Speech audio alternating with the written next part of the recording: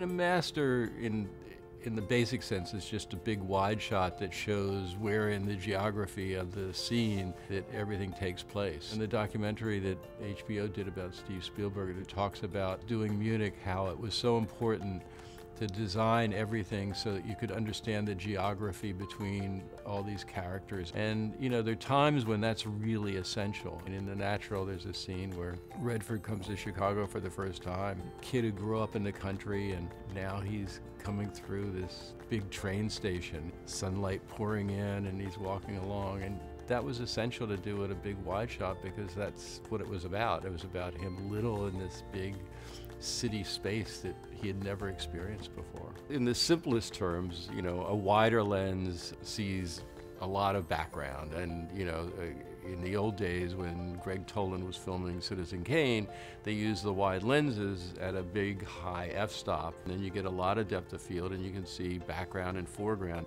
They call deep focus photography. So you can stage something in the background and not have just sort of a mushy, you know, figure in the background. You actually have Orson Welles in the background and you see him in focus. Wide lenses in really close, you know, tend to distort the face, which isn't always flattering on certain actors. I mean, if you look at The Revenant, it's told, you know, with wide lenses all the time, close, but you know, it's about these rough and tumble characters, and it's really effective because you really feel like you're part of that story. If you look at a film like The Godfather, I mean, there are a lot of tableaus, there's a lot of eye-level things. You are telling the story from a certain point of view all the time. There's a scene late where suddenly you have an overhead shot of this market, and when you cut to this high, wide shot, you suddenly get this feeling of dread because you haven't seen anything like that before, and you wonder, like, what's going to happen? And sure enough, that's the scene where Marlon Brando gets shot. So, you know, how you use and how you choose to be consistent about things gives you a lot of tools to help tell the story.